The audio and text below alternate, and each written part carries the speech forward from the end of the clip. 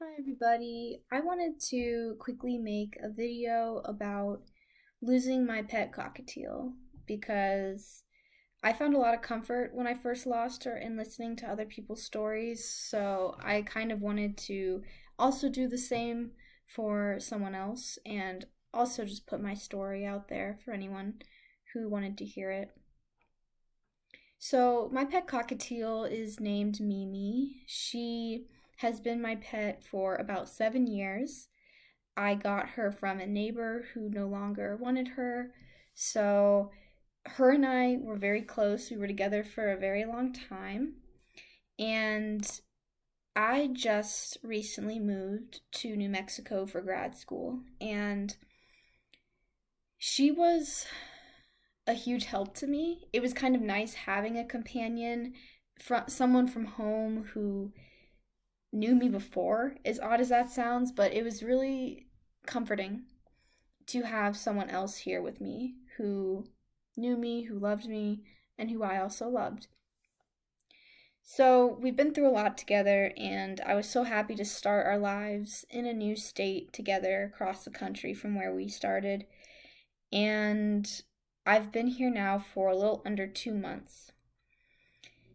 So, about 10 days ago, I was sitting on the in the living room on the couch just doing some homework, and my door was slightly cracked open, and she was out of her cage just wandering. And an Amazon delivery man came by and dropped off my package. So I stood up, went to pick it up, and when I opened the door, it spooked her. She flew from my room to the living room to the front door and then just out. It was to the point where I hadn't even stood up from picking up the package, and she was already over me out of the house. So, what happened was I obviously instantly panicked and started bawling my eyes out like a baby, and she was gone. I couldn't find her, I couldn't see her. So, I wanted to tell you guys about how I actually ended up finding her two separate times and how I did that. So, my first tip would be to start searching as soon as possible. If you can drop what you're doing, do it. So I dropped what I was doing, went outside, and I started searching all the places that I thought she would maybe hide because I knew she was startled, I knew she was scared. So I tried to think of where she'd want to go. I searched for many hours to never find her. And what I was doing was I was calling her name out. So I was saying, Mimi, Mimi, Mimi, and hoping that I would find her.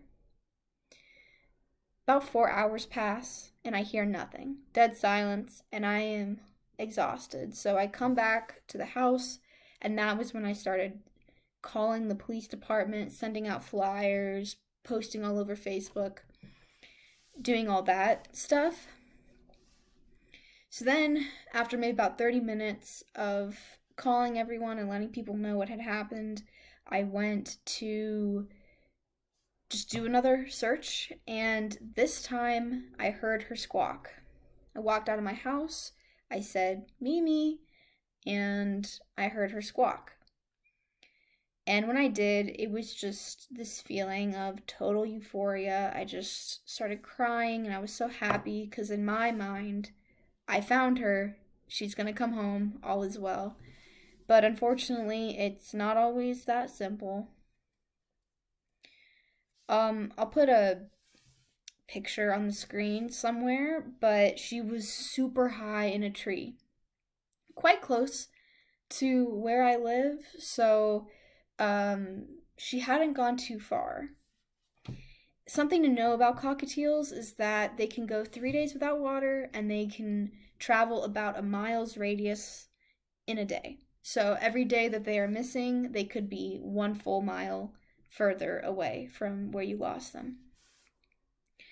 But I knew my bird and I knew she probably would be close, so I wasn't surprised to find her so close to the house. Um, but the problem was she was so high up in this tree that she was too scared to come down. And it's a very hopeless feeling because there's nothing I could do. There was no.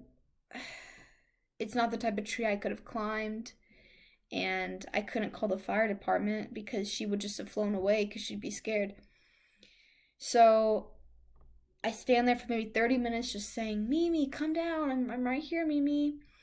And another thing I did that I recommend you do is I had her food with me, I had water, so I had incentives for her to come down. You know, I know you're hungry, I know you're thirsty, it's New Mexico, it's hot.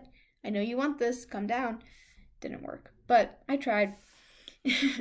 So I waited for probably 30 minutes, and then she just flew away.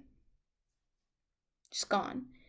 And at this moment, I felt very angry, actually. I felt betrayed by her because I had been searching for her for hours. I was exhausted mentally and physically, totally just depleted of emotion and energy and everything. And I was really frustrated that I found her and I was so close to her and I could see her and I could hear her, and then she was just gone.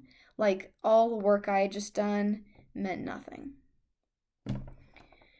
So I keep searching for hours and hours, and then eventually I just decided I needed to come back and eat. I needed to eat food.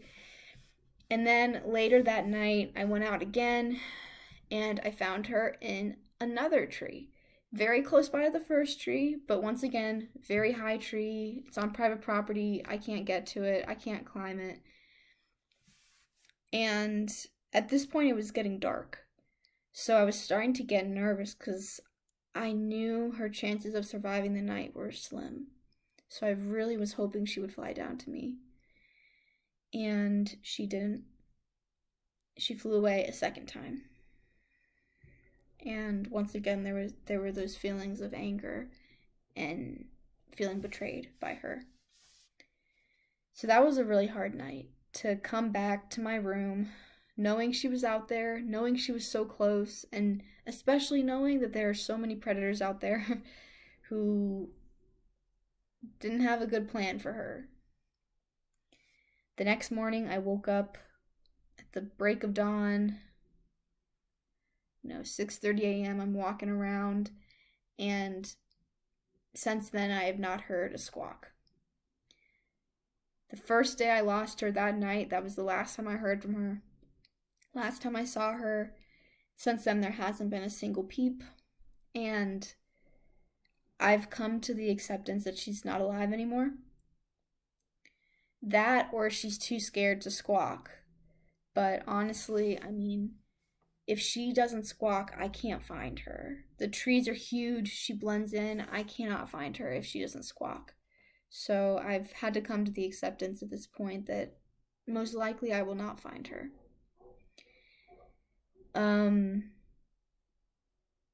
Going off the emotions that I was talking about, that's another tip I have for you, is to allow yourself to feel how you feel about losing your animal.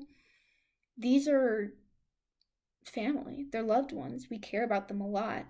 And I'm thankful that I allowed myself to feel the way I did. And even though she's just a bird and I felt angry at her for her bird instincts, I don't think it was unhealthy that I felt that way. So make sure you allow yourself to cry, to scream, to be angry at the world. Do what you need to do. So the last thing I want to talk about is kind of an opinion I have about just animals in general, and I guess I should say pets in general, that might be a little controversial. I think that pets are here with us, not for us. I think that pets, we give them things, they give us things. And I never wanted Mimi to think that I was her superior and that she should bow down to me and listen to me. That's why I only locked up her cage at night. That's why I let her roam around my room, around the house if she wanted to. I didn't clip her wings because I wanted to let her fly if she wanted to fly. The long story short is I wanted her to do what she wanted to do. I was not her owner. If she wanted to do something, she could do it. And I liked that in our relationship. There were times I'd be sitting outside of my room and she would just walk on over to me and let me know that she needed more food or she needed more water or she needed just love from me, just some, you know, pets, or she just wanted to lie down in the bed with me or whatever it was. And it's easy, of course, now to look back and say, I wish I had just closed my bedroom door right before I opened the front door and she would still be here. It's easy to say that, but looking back, would I have rather have locked her in her cage all the time whenever I wasn't playing with her for her to not have escaped now? My honest answer is no. I don't regret how I chose to be in a partnership with her, and I also am not going to appreciate any messages of anyone saying, "Oh, well, you didn't clip her wings. You're such a bad pet owner," or you know what I mean? Like comments like that are not going to bring her back to me, so they don't really help anyone. So please refrain if you have something not constructive to say. Uh, it's kind of, if we apply the same logic to a dog, would you say every single time that you open your front door with your pet dog, you lock them up in their kennel because there's that slight possibility they might run out the door? Most of us would say no. And that's how I felt with Mimi. I knew there was such a slight chance she would fly out the door that it wasn't worth it to me to lock her up in her cage whenever I opened the front door. So that's just my opinion on that. I want to say that if you have lost your bird, I'm trying to think right now in a positive light of that final morning that we had together. We spent it together. I woke up that morning and I gave her many pets. I gave her so many kisses and so much love. And I like to think that that is her last memory of me, is the amount that I loved her, just the amount of care I had for this little bird. I like to think that it ended on a good term, on a good note, and try and keep those happy memories in your mind. Don't lose hope that you won't see your bird again. For all I know, Mimi could just fly up at any point and me see her again.